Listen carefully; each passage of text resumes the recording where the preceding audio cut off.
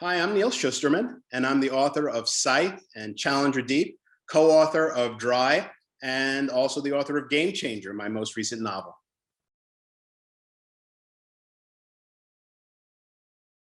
Roxy is a story about the opioid epidemic, but we approached it from a unique perspective. It's told from the point of view of the drugs themselves. The drugs are like the Greek gods. They exist in their eternal party in the sky, and they come down to earth to wreak havoc on humans.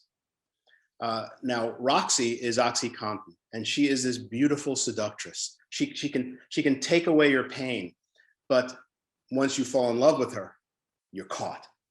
And she comes down into the life of this teenage boy who has fallen in love with her, but she has fallen in love with him as well. So is she going to destroy him, or is she going to save him? Because when it's your purpose to destroy, how can you save? The story is filled with all of these different characters that are humans and various different drugs that have ensnared them.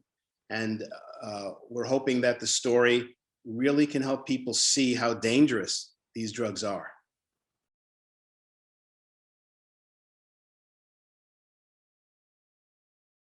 And very snared them. And we're hoping that the story really can help people see and very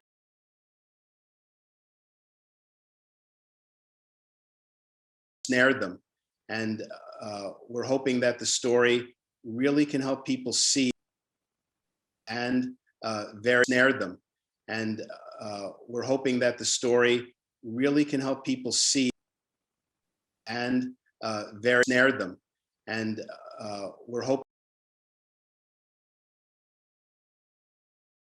when you're working by yourself, all your time is spent in your head. I mean, your head is your office, and it's very internal. But when you're working with a collaborator, you get to share the experience, and it's all about the interchange between both of you. It sort of draws you out, and it's a much better, much more fun experience working with somebody else, and especially with Jarrod, because he's so talented, and our writing styles just mesh perfectly. It's really a joy to be working with him again.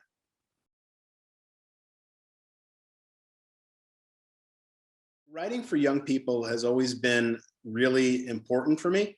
From the time I was a young person myself. I mean, I wrote my first book when I was 18. So I was writing for the age that I kind of was.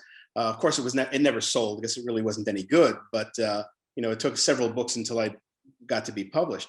But the thing is, when you're a teenager, books have just an incredible value to you. I mean, when was the last time you said, thought of a book that changed your life? Usually that's when you're a teenager.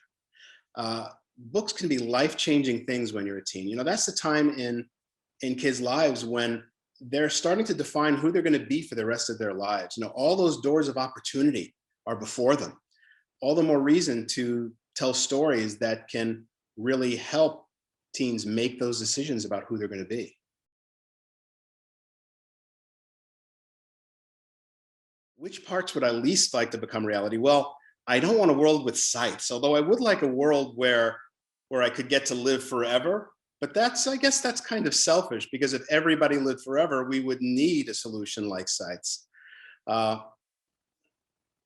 So it's, the things that my characters go through in the worlds that I write aren't necessarily positive things, even if it seems like a good idea at the time.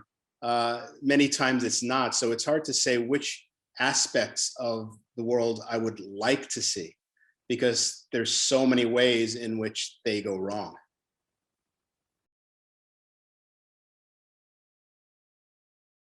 If I could go on a road trip with any of my characters, I would definitely choose the Thunderhead. I don't know how I could be on a road trip with the Thunderhead, but to me, the Thunderhead is the most interesting character. I mean, this benevolent AI that has all of our wisdom and all of our knowledge, but none of our flaws, the perfect AI. I would love to have a conversation with the Thunderhead. Ha ha! What soundtrack? The Thunderhead would most definitely choose the songs that I did not think to choose, but would be absolutely perfect for it.